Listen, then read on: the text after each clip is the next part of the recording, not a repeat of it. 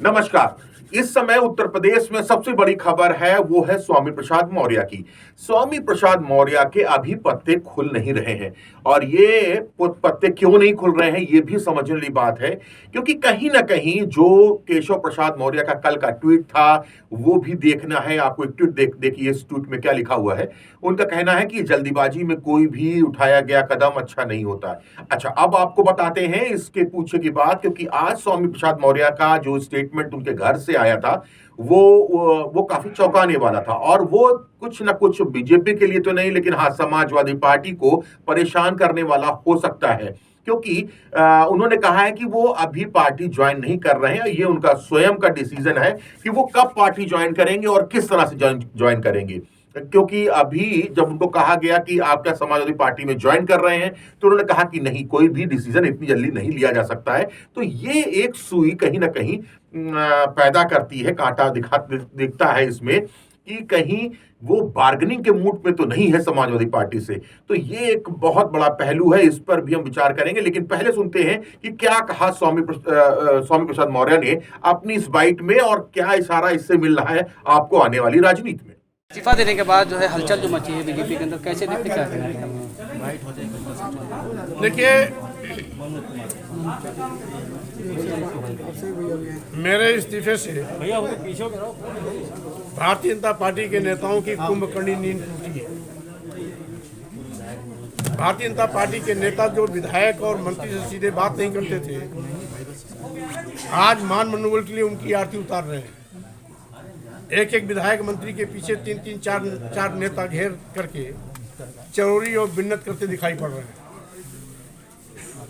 आसमान से आज वो धरती पर उतर आए हैं। अभी तो केवल इस्तीफे का एक करिश्मा है। 14 जनवरी के फैसले के बाद औंधे मुंह गिरेंगे, खड़े होने लायक भी नहीं रहेंगे। और इसीलिए मैं कहना चाहता हूं कि राजनीति में हमेशा जनता के हितों के प्रति सजग रहना चाहिए, समर्पित रहना चाहिए। मैं कोई दुधमुहा बच्चा नहीं और राजनीति का निर्णय मैं बहुत सोच समझ के लेता हूँ।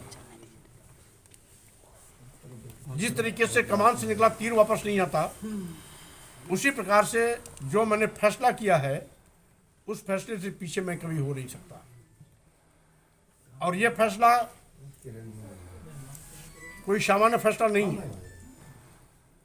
उत्तर प्रदेश में भाजपा की सरकार के विदाई का फैसला है।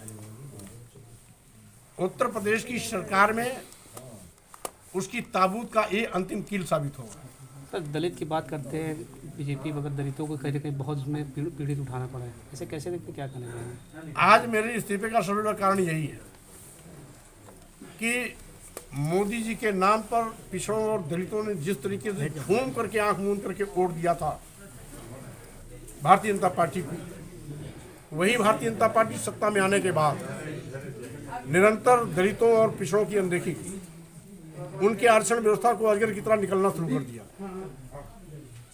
लोकतांत्रिक व्यवस्था में उत्तर प्रदेश का किसान सालों साल धरने पर बैठा रहा, देश का किसान सालों साल धरने पर बैठा रहा। जू नहीं रहेंगी, जब चुनाव आया और वोट खिसकते होने का डर सताने लगा तो किसान बिल बिना किसान से बात किए वापस हो गया।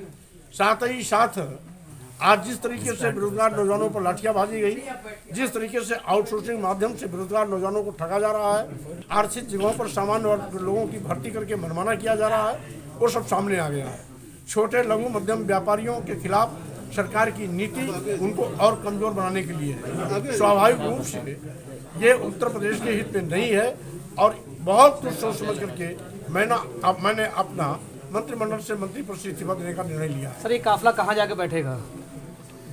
ये काफिला नई सरकार बनाने के लिए पर्याप्त होगा। जहां खड़ा होगा नई लाइन वहीं से बनेगी।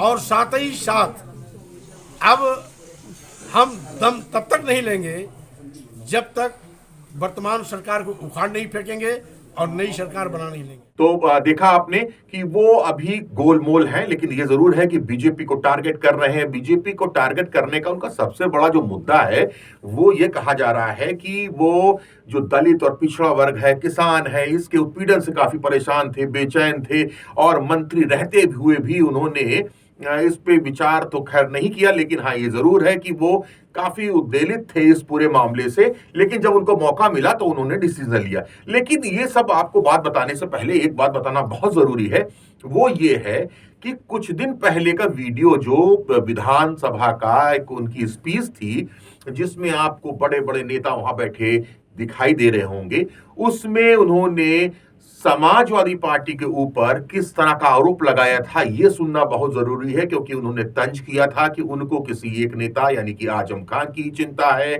पाकिस्तान की चिंता है, उनको दलितों की चिंता नहीं है, उनको पिछड़ों की चिंता नहीं है, उनको किसानों की चिंता नहीं है। तो ये एक बड़ा मुद्दा था जो कि उन्होंने उठाया था विधानसभा के अंदर। लेकिन पहले अब सुन लेते हैं कि उन्होंने क्या कहा था, फिर बताते हैं आपको आगे की बात। समाजवादी पार्टी विपक्ष की सबसे बड़ी पार्टी है। प्रदेश की जनता की समस्याओं को प्रस्तुत करने की और सरकार से उसकी जवाबदेही सुनिश्चित कराने की इनकी जिम्मेदारी है। प्रश्न प्रहर भी विपक्ष का होता है, सारे की सारी सूचनाएं भी विपक्ष की होती हैं, लेकिन विपक्ष अपनी जवाबदेही से हट करके आज प्रदेश की चिंता न करके आज आतंकवादियों की चिंता कर रहा है, पाकिस्तान की चिंता कर रहा है, विघटनकारी तत्वों की चिंता कर रहा है। समाजवादी पार्टी की सराहनीयता का शिकार हमारे वरिष्ठ सदस्य समाजवादी पार्टी के जो स्वयं बजट पर चर्चा कर रहे थे, उनको भी नहीं बोलने दिया गया। और बहुजन समाज पार्टी तथा कांग्रेस भी समाजवादी पार्टी की अराजकता के शिकार हो गए हैं। तो सुना आपने किस तरह से वो बोल रहे थे कि जो समाजवादी पार्टी है वो किसानों के विरोध में, और पाकिस्तान का दिमाग में उसके पाकिस्तान रहता है, आजम खां के पीछे लगी रहती है सेवा में। लेकिन आज की चुनाव परिस्थितियां कुछ बदली हुई हैं और स्वामी प्रसाद मौर्य शायद इसलिए भी बदले हुए दिखाई दे रहे हैं। अब इसका जो ये ऊंट है, इसका करवट किस तरफ बैठता है ये देखने वाली बात है, और इसका नतीजा 10 मार्च को होगा कि आखिर स्वामी प्रसाद मौर्य का ये जो दांव था वो समाजवादी पार्टी के लिए काफी अच्छा रहा या बीजेपी इससे बच निकली। तो आप देखते रहिए बिफोर प्रिंट में आपको एक एक खबरों की जानकारी देते रहेंगे। तब तक के लिए नमस्कार। अगर आपको हमारा वीडियो पसंद आया हो तो इसे लाइक करें, सब्सक्राइब करें और साथ ही बेल आइकन दबाना ना भूलें।